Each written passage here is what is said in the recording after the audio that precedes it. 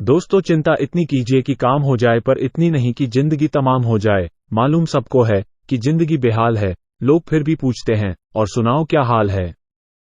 इस कहानी में हम जानेंगे कि चिंता हम पर कैसे हावी होती है।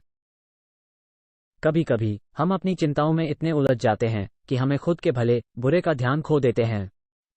इस कथा में हम एक बुद्ध की कहानी सुनेंगे जो चिंता और परेशानी से कैसे मुक्ति प्राप्त होती है। बहुत समय पहले गांव में बुद्ध नामक एक व्यक्ति रहता था। उसके साथ ही लोग हमेशा उसकी बुद्धिमत्ता और शांति के प्रति प्रशंसा करते थे। लेकिन एक दिन उनके मन में भी चिंता और परेशानी का सागर उमड़ आया। वो दिन रात अपनी चिंताओं में डूबता जा रहा था। उसके साथियों ने उनसे पूछा, बुद्ध, तुम इतने चिंतित क्यों हो? तुम्हारी तो बुद्धिमत्ता की बातें हर कोई सुनता है। बुद्ध ने गहराई से सांस ली और कहा, हाँ, मैं भी यहाँ हूँ, लेकिन मेरा मन अभी भी चिंता में है। और ज्ञान बिना अनुभव के कुछ नहीं होता। उनके दोस्त ने कहा, तुम्हें अपनी सारी चिंताओं को छोड़ देना चाहिए। इस तरह तुम्हें चिंता करना अच्छा नहीं। बुद्ध ने मुस्कुराते हुए कहा, तुम सही कह रहे हो।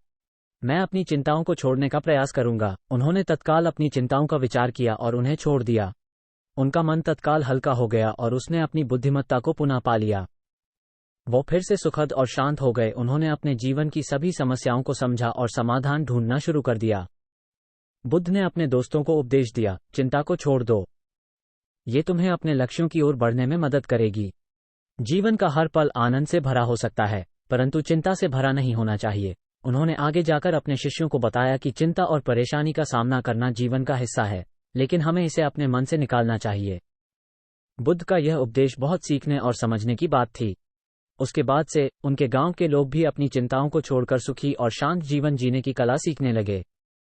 इस कहानी का संदेश है कि जीवन में हमें चिंता को छोड़कर आनंद और सुख की ओर बढ़ना चाहिए।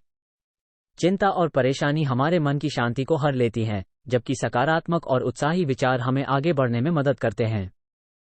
इसलिए सदा अच्छा सोचो और दूसरों की मदद करते रहो, सदा मन में शांति रहेगी। आज की कहानी पसंद आए हो तो वीडियो को लाइक और चैनल को सब्सक्राइब करेंगे।